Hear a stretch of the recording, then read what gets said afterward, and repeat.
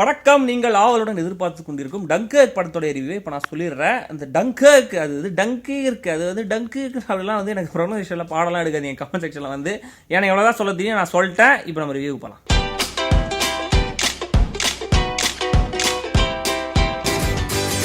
இரண்டாவது உலக போரோட ஆரம்ப கட்டத்தில் பிரிட்டிஷ் படைகளும் பிரெஞ்சு படைகளும் டங்கர்க்ன்ற ஒரு இடத்துல மாட்டிக்கிறாங்க. ஸோ அங்கேருந்து அவங்களை எப்படி உயிரோட மீட்டாங்க, கிட்டத்தட்ட 4 லட்சம் போர் வீரர்கள் எப்படி உயிர் தப்பிச்சாங்கன்றத சொல்லியிருக்கிற படம் தான் டங்கர்க். இது ஒரு உண்மை சம்பவத்தை அடிப்படையாக கொண்ட ஒரு படம். இதை வழக்கமான ஒரு படமாக சொன்னாங்க பயங்கரமாக போர் அடிச்சிடும் போல இருக்குன்னு கிறிஸ்டோபர் நோலன் யோசிச்சிருப்பார் போல இருக்கு.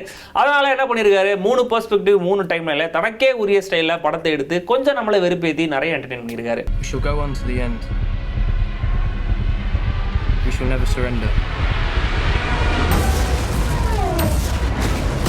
கிறிஸ்டோபர் நோலனுடைய முந்தைய படங்கள் நடித்த நடிகர்கள் யாவது அதுக்கு முன்னாடி சில படங்களை நான் பார்த்துருக்கேன். ஆனால் இந்த படத்தில் சிலியன் மர்ஃபி, டாம் ஹார்டியை தவிர வேற யாரையும் இதுக்கு முன்னாடி நான் பார்த்ததே கிடையாது. ஆனால் அதுக்குள்ள ஒரு அட்வான்டேஜும் இருந்தது. ஏன்னா அவங்கள அந்த கேரக்டராக பார்க்க முடிஞ்சது, ரசிக்க முடிஞ்சது. ஸோ ஒரு பெர்ஃபெக்டான காஸ்டிங். உடனே கீழே கமெண்ட்ல வந்து இந்த ஆக்டர் தெரியாதா, அந்த ஆக்டர் தெரியாதா, இதெல்லாம் தெரியாம நான் ரிவ்யூ பண்ணேன்னு பயங்கர இன்டெலிஜென்டான கேள்விலாம் கேட்காதீங்க. எனக்கு பதில் சொல்ல தெரியாது. The call went out. We have to go to Dunkirk. Ready on the stern line. What are you doing? You know where we're going.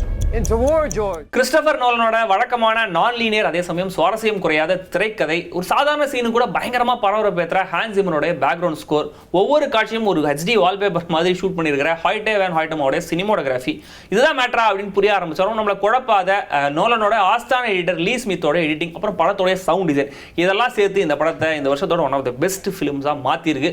முக்கியமாக கடைசி அரை மணி நேரம் செம்ம விறுவிறுப்பு, செம்ம mass. They need to send more ships.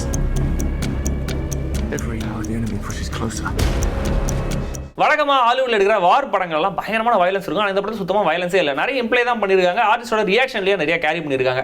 ஒவ்வொரு தரையும் German flights round up பண்ணும்போது மெதுவாக அப்படியே ஆரம்பிக்கிற சவுண்ட், அதுக்கு ஆர்டிஸ்டோட ரியாக்ஷன், அப்படியே கொஞ்சம் கொஞ்சமாக ஆரம்பிக்கிற ஹான்ஸ் ஜிம்மரோடைய பேக்ரவுண்ட் ஸ்கோர், அப்புறம் அந்த பிரம்மாண்டமான காட்சி அமைப்பு, இதெல்லாம் சேர்ந்து நம்மளே அந்த வீரர்கள் மாதிரியே பதற வைக்குது. ஜெர்மன்ஸ் எவ்வளோ குடும்பப்படுத்தினாங்க தெரியுமா, பிரிட்டிஷ்லாம் எவ்வளோ பாவம் தெரியுமாட்டு பிரிட்டிஷை ஒஸ்தி காமிக்கிறதுக்காக ஜெர்மன்ஸை வந்து கேவலமாக சித்தரிக்கல. இன்ஃபேக்ட் ஜெர்மன்ஸ் ஒரு படத்தில் காமிக்கவே இல்லை. கடைசி ஃப்ரேமில் டாம் ஹார்டி பார்க்கறதுக்கு வராங்க, அப்போ கூட அவங்களுக்கு முதுகு தான் தெரியுது. அதே மாதிரி படத்தை தேவையில்லாத மெலோ டிராமாவும் நிறைய அவாய்ட் பண்ணியிருக்காரு. புதுசாக கல்யாணமான ஒரு போர் வீரரை நாங்கள் மாட்டிட்டு இருக்கோம், எவ்வளோ பாவம் தெரியுமா அப்படின்னு சொல்ல, வீட்டில் வந்து பிரெக்னென்டான ஒய்ஃப் வச்சுட்டு இருக்க போர் வீரர் மாட்டிட்டு இருக்கான்ற மாதிரி மெலோ டிராமாலாம் எதுவும் இல்லை. பொதுவாக சர்வைவல் பற்றி மட்டுமே பேசியிருக்காங்க. என்னது இந்த நோலன் படத்திலே சந்தேகமா உங்களுக்கு? நான் லாஸ்ட்ல கேட்டுக்கிறேன். அது I'm not going back. If we go there, we'll die. Land, water, ஏர்னு 3 இடங்கள்ல வெவ்வேறு டைம்ல நடக்கிற விஷயங்களை அடுத்தடுத்து காமிச்சது. இனிஷியலாக பார்க்கும்போது கொஞ்சம் புரிஞ்சிக்க முடியல, அதை வெளிப்படையாக ஒத்துந்தான் ஆகணும், அதில் எந்த வெக்கமும் இல்லை. இதுதான் படத்துடைய ப்ளஸ் மைனஸ் ரெண்டுமே. இன்செப்ஷன் மாதிரியான ஒரு படத்துக்கு கண்டிப்பாக அந்த மாதிரி ஒரு நான் லீனியர் நரேஷன் தேவை தான். அந்த கதைக்கு அந்த டைம்லாம் வச்சு ப்ளே பண்ணுறதெல்லாம் ஓகே தான். ஆனால் ஒரு பாட்டி வட சுட்ட கதையாக இருந்தால் கூட அது ஏன் சிக்னேச்சரில் அந்த டைம்லாம் மாற்றி போட்டு கலைச்சி போட்டு விளையாடிட்டு அதில் தான் நான் சொல்லுவேன். கிறிஸ்டோபர் நோலன் ஏன் ஆட முடியாதுன்னு தெரியல. போன இடத்துல வாட்ச் மெக்கானிக்காக இருந்திருப்பார் போல. கார்த்தி, உங்களுக்கு ஒன்று தெரியுமா? என்னது? கிறிஸ்டோபர் நோலன் வந்து ஹாலிவுட்டின் விசு என்று சொல்லப்படுகிறார். நீங்க விசுவை கேவலப்படுத்துறீங்களா, நோலனை கேவலப்படுத்துறீங்களா? இதுதான் உங்களை வச்சு நான் ஹாலிவுட் ரிவ்யூ பண்ணக்கூடாதுன்றது.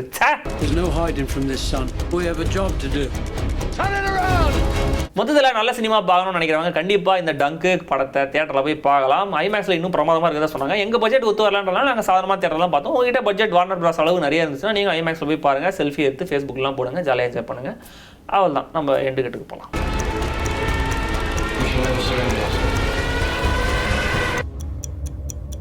இந்த ஐமேக்ஸ் டிக்கெட் விலையெல்லாம் அம்சம் ஏதோ சொல்லலாம். நீங்களே அப்போ நடுவில் குறுக்கு பேசுனீங்களே என்ன பாருங்க, ஹாலிவுட்ல அப்படியே நம்மளே திருடிட்டே இருக்காங்க. அதான் வர பேசினு இருக்கமே. இப்போ அன்னைக்கு பாருங்க ஸ்பைடர் மேன்ல இருந்து பாட்டு சொன்னா, சரி ஓகே. அதுக்கு அடுத்து வந்து கிறிஸ்டோபர் நம்ம விசு மாதிரி குழப்பறாரா, நோலன் விசு. சரி மேலே இப்போ நம்ம தலை பாட்டே திருடிட்டாங்க. யாரு? Christopher Nolan. அவர் திருடிட்டாரு. என்ன பாட்டு திருடிட்டாரு? சர்வைவல். நீங்க சொன்னீங்களா சர்வைவல்? ஆண்டவா, சர்வைவலை பற்றி பேசியிருக்காங்கன்னு சொன்னால் உடனே அந்த பாட்டை காப்பிச்சிட்டாங்கன்னு அர்த்தமா? நீங்கள் வந்து ஒன்று விசுவை கேவலப்படுத்துறீங்க, இல்லை அனிருத்தை கேவலப்படுத்துறீங்க, இல்லை ஹான்ஸ் ஜிம்மரை கேவலப்படுத்துறீங்க. இவ்வளோ மணியாக நான் கெட்ட கோவம் வந்துடும் சொல்லிட்டேன். கோவம் வந்தா என்ன பண்ணுவேன்? வந்துட்டு வந்த வழியில போயும். அப்புறம் எதுக்கு அது கெட்ட கோவம்? அதானே என்னடா கோவம்? தெரியாம சொல்ற